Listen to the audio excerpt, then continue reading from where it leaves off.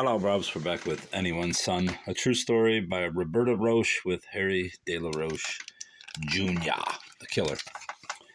Even though I was not in a clique and the center of a crowd, well, there we go. That was convenient.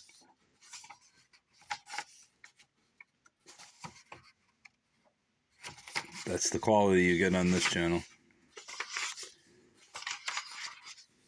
Even though I was not in a clique and the center of a crowd in high school, I had some friends. And I owned a car, so I wasn't the withdrawn loner some people said I was. Neither would I do anything to make or buy a friend. It depended on where people's minds were when they said I would. Whenever I had money to spend, and I did through working and drag racing, I'd like to be the one to treat when I was buying for myself. I'd also lend people money if they were my friends, but let some defiant kid come up and ask me for a quarter, I'd tell him exactly where to go and say, "Get out of here." Bob Gant ate lunch with me every day during our senior year, and whenever he heard somebody say, "I'd buy food to buy a friend," he'd call that a great big farce. Steve and I continued to be friends, and through Steve I met Ed Mahoney. Though they were not related, Ed was the oldest in a family of 8, and he's now studying engineering at the University of Hartford. He has a good personality, and I liked hanging out with him. Sometimes he'd introduce me to girls and include me in some of the parties. Later, we worked together at the Garden State Parkway station. Once Ed got really mad at me when I thought I'd try to be funny and jump on the roof of a Volkswagen he was driving to a party. I didn't mean to do it, but I made a dent in the roof. Luckily, Steve was with me, and he fixed it right away.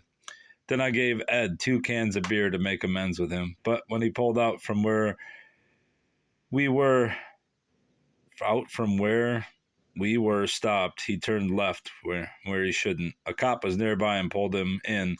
And when he saw the beers in the car, Ed was in for it because he was only 17, below the legal drinking age in New Jersey. Another guy I knew pretty well, besides the train master, another guy I knew pretty well from school and from pumping gas was a quiet boy named Ed Zott, who went to Wittenberg College after we finished high school. His family had a swimming pool, and they let kids come there a lot. I saw him most in my junior year, and we used to make films of our antics around the swimming pool. It was during my junior year that I started hanging out with Park Ridge kids instead of people from Montvale and the gang from Pascack Hills. Park Ridge is more blue-collar than the town of Montvale is, and the kids I met were more friendly. They didn't put you down. One that I got along with well was Jeff Fritz, originally from Montana. Sometimes in his coveralls, he looked like a burly hillbilly, and when he referred to his parents as my mama and my daddy, it always seemed out of character for his size and his sturdy build. He liked car racing and mechanics, and our idea of fun was to drive around in a souped-up car looking for things to do. We used to go up to Elkie Hill, a parking place in Orangeburg, New York, that was much like Inspiration Hill on television's Happy Days. Sometimes it was so crowded, it was hard to find parking spots as stools at a popular bar. While working at my gas station job, I met other Park Ridge people, and one family I felt close to was the Hennessy's. I met their daughters, Patty and Vicky. Through guys the girls were dating. Then I began going to their house, not only to see Patty and Vicky, but to see Mrs. Hennessy, too. She was always kind to me, and we'd talk in a down-to-earth way. Sometimes I'd carry in her groceries for her, since her family was large. I'd also push her 2-year-old up and down the block, and she could never get over the way I'd leave the other kids to take a small child for a walk. But along with loving animals, I also liked small children. Jeff Bickerton was another friend. Wonder what these people felt about a murderer naming them in his book. Jeff Bickerton was another friend that I made down in Park Ridge, and we were drawn together because of our interest in cars. I went to his house often, and sometimes he'd come to mine, but he always thought my father was a crab, and he felt the look he gave him said, "What are you doing here?" It was just as easy to go to his house, and I always felt comfortable there. His sister Allison was friendly, and his father, a deeply religious man, would sit and talk to me. In fact, I'd often stay at their house, even if Jeff wasn't home. His mother shared our interest in cars, or at least she acted that way. And before I left for college, while I was at their house, she came outside to see my car after 11 p.m. so I could show her the engine and the work I'd done on it. I usually got along better with adults than I did with kids, so I spent a good many hours at Roger Anderson's house. He was the basketball coach at the church, as I mentioned previously, and he and his wife were active in working with the teens in town. They had a very beautiful home perched up on a hill, and I'd either walk or bike up there many days after school. Mrs. Anderson was easy to talk to, and sometimes I'd open up and tell her about the harassments and mocking out in school. When I'd sit on her steps and wait for her, if she wasn't home, she'd say I always reminded her of either a little lost puppy or a huge St. Bernard who just wanted to be around people. Coach Anderson used to tell me that when the kids said, "Let's get Harry," I ought to go over and punch them so they wouldn't do that again. But I still wasn't really a fighter, and I found it hard to fight back. One of the cars the Andersons drove was a Pontiac Custom S, and I really wanted to buy that car from the time I was 16. I'd bug Mrs. Anderson about it, and we'd talk cars by the hour. Finally, both of the Andersons agreed to sell me the Pontiac since I had worked for the money and wanted it so much. My father wouldn't have agreed with the price, so I asked the Andersons to promise not to reveal it to him.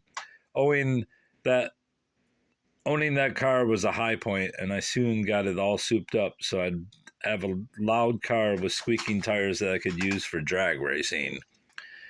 I gained a reputation for driving very fast, and some people called me a show-off for bragging about the car. I didn't know when I turned 17 that I'd only have a year of driving, but the driving and racing I did that year was a happy time in my life. It also gave me status to be able to drive kids around. The Pontiac's days were numbered, though, because soon after I bought it, one of the doors was damaged in the parking lot at our church. I got the license of the car that hit it, but the cops never took any action, and I had to replace the door. Later, when I had it parked in the driveway by my house, an ex-cop who was coming home drunk turned the corner by the house and hit my car with his van, knocking out the driver's side. There he is, changing the tire. Nice Puma shirt. I think this is Puma, doesn't it? Yeah. The car was total, and the incident was hushed because of the ex-cop's involvement. I finally collected insurance after a wait and some hassle, but my father wouldn't let me use the car after the way the van hit it. It sat in the garage a little while, then a junk dealer took it away. As soon as I could, I bought a new car, a 1969 Cobra Ford, but this one came to a bad ending too, because in the middle of my senior year, a gang of kids who were out to get me vandalized it one night. I'd parked it in an area right by our screened-in porch, but when I went out to get it, the kids who'd sneaked in at night had punctured the tires, put metal in the engine, damaged the brake linings, thrown paint remover all over it, and cut the hoses and wires. We thought we knew who did it, but it was never proved, and I came out on the short end since insurance didn't cover the damage. I was frustrated and angry, and my father said, "If I find those kids, I'll blow their brains right out." Good dad. Steve thought he was mad enough to do that, and Ed Mahoney said later on, "Right after that, my friend and I came to the house to get Harry and saw Harry's father in the window. When he saw two guys coming toward the house, he came out to see who we were, and he looked as though he'd be ready to kill if we were the ones who damaged the car. I guess when you have guns around, there are times when you're ready to use one." My next car was a Ford Mustang, and this was such a powerful car it had a racing car's safety belt. It was hard to control, however, and at first I was almost afraid of it because the power it had. Mrs. Angela Blair, who lived up the street, let me use her garage for free, and I spent many hours there working on that car. As I reached the end of my senior year, I was starting to change a bit, and when there was too much "let's get Harry" or taunting and mocking out, I finally started to fight back for myself and stand up to the kids who harassed me. One day, while I was on the job at the Garden State Parkway station, a kid kept calling me an idiot and bad-mouthing me all day long. When he went too far, I stepped on his foot. Then he punched me close to my glasses. After that, we got into a physical fight, but usually I wouldn't slug someone unless it was for defense. Another time I was walking to Steve Mahoney's house and two guys with three knives between them made some comments to me. When I answered back, one of the kids threw a knife that came so close to my eye it broke the lens of my glasses. That made me really livid since my eyes are so bad already. I don't need anything more. I picked up the knife and turned the guy around. Then I saw a second knife, one for throwing and one for stabbing, so I put the first one in his back and said, "You drop that second knife right away or this one is going in you." The other kid came up from behind and put the third knife in my back, but before anything really happened, both of them ran away. We reported the incident to the cops, but they never did a thing. My father was so mad, however, he threatened to shoot both of the guys if he ever caught up with them. Despite my new defiance and attempts to stand up for myself, I was still anxious to win approval and please my family and friends. I let my hair grow longer and I bought myself gold-rimmed glasses to replace the heavy black frame lens my parents always bought for me. I never smile in photographs because of my crooked teeth, so my yearbook picture was terrible and I hated everything about it.